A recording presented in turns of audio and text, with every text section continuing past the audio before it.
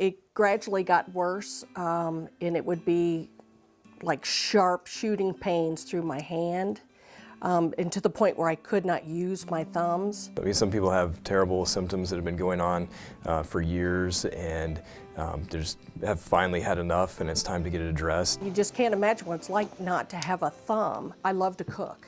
I couldn't cook because I couldn't lift anything, I couldn't stir things. I love to garden, and I couldn't do that because I couldn't pull weeds, I couldn't plant things, because the pain was just so bad, you just couldn't do anything. So it was very debilitating.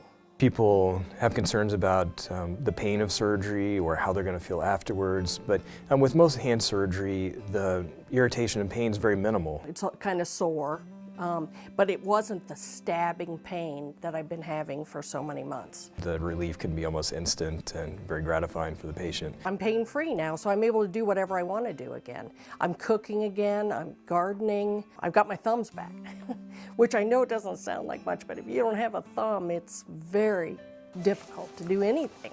For some procedures such as fractures or tendon repairs, there may be more therapy involved, and sometimes will require follow-up for 3 to 6 months. We have a great hand therapy staff which treats only hand injuries, and so they know the latest in rehabilitative techniques and advice to give patients on how to get the most out of their surgery. The physical therapy really helped a lot.